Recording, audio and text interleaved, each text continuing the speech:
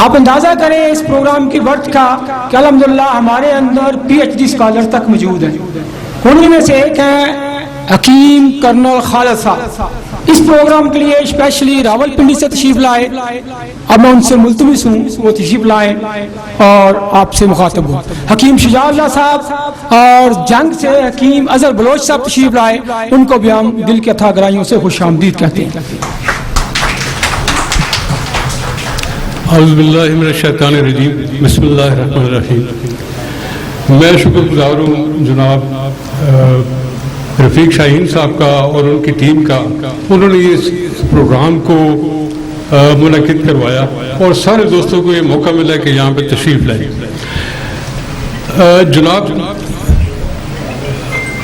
ہم شروع کرتے ہیں کہ ہماری نظریہ مفرد اعضاء کی بنیاد کیا ہے. نظریہ مفرد اعضاء کی بنیاد ہے اخلاق.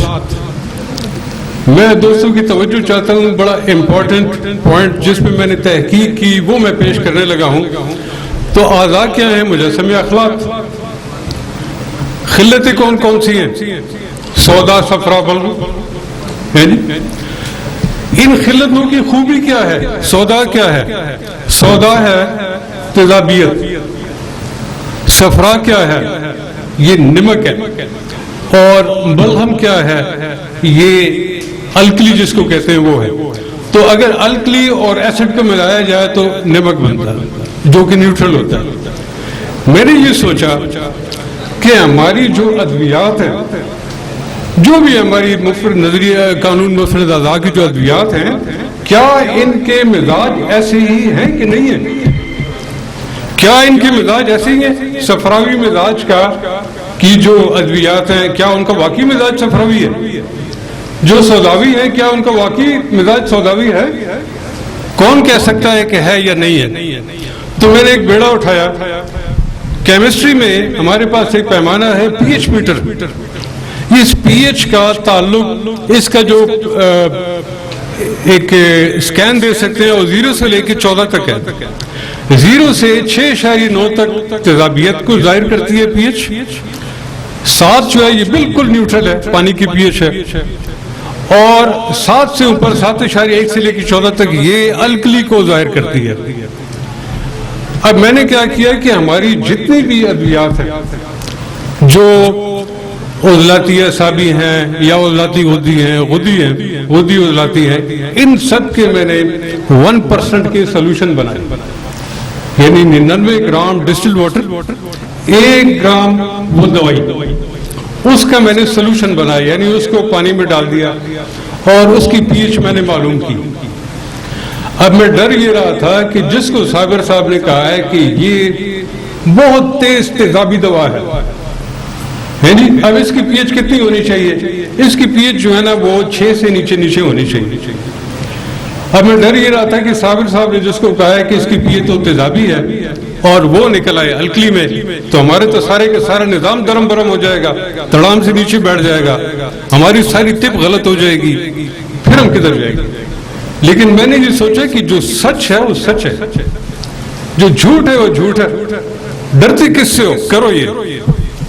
چنانچہ میں نے تمام ادویات جو کہ اکسیر اور جو کہ تریاق تھے, ملین تھے, تمام تحریکوں کے ان کے میں نے سولوشن بنائے. اور آپ حیران رہ جائیں گے کہ صابر صاحب نے 1970 یا 1959 یا آج سے 50 سال پہلے جس چیز کو کہا تھا نا کہ یہ انتہائی تیزابی ہے, ویسے ہی نکلی.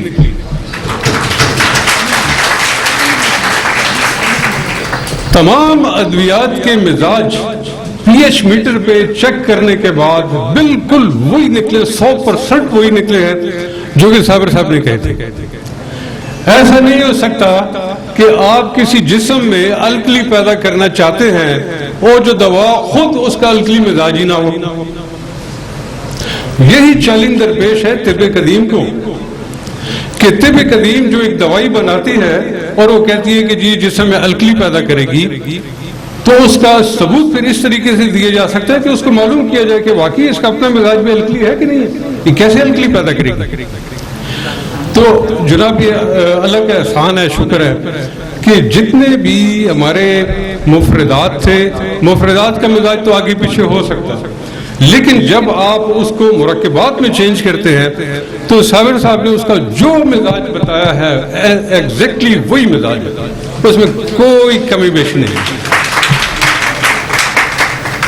ایک بات، دوسری بات، ہمارے دوست ڈاکٹر صاحب آئے تھے، انہوں نے بڑی زبردست باتیں کی کہ یہ ہم کیسے ثابت کر سکتے ہیں کہ جناب یہ خلیہ جو ہے نا یہ تیزابی مزاج کا حامل ہے، یہ الکلی مزاج کا حامل ہے، کیسے ثابت کر سکتے ہیں؟ تو ان کی خدمت میں عرض ہے، تمام دوستوں کی خدمت میں عرض ہے کہ جو جسم کا بلڈنگ بلاک ہے نا وہ پروٹین ہے۔ جسم جو ہمارا ہے یہ پروٹین سے مل کے بنا ہوا ہے۔ تمام خلیات کی جو ڈی این اے ہے، چاہے آر این اے ہے، چاہے سیل وال ہے، چاہے مائٹوکونڈریا ہے، کوئی بھی سیل ہے، وہ کس سے بنا ہوا ہے؟ پروٹین سے بنا ہوا ہے۔ ٹھیک ہے، پروٹین کی اینٹ کیا ہے؟ پروٹین کا یونٹ کیا ہے؟ پروٹین کا یونٹ ہے امینو ایسڈ، یعنی مختلف امینو ایسڈ مل کے پروٹین بناتے ہیں۔ اب ہر امینو ایسڈ جو ہے نا اس کے 3 مزاج ہیں۔ امینو ایسڈ کا مزاج نیوٹرل بھی ہے، یعنی صفراوی بھی ہے۔ امینو ایسڈ کا مزاج تیزابی بھی ہے، چونکہ اس کے ساتھ ایچ آئن لگ جاتا ہے تو تیزابی ہو جاتا ہے۔ اسی امینو ایسڈ کا مزاج الکلائن بھی ہے۔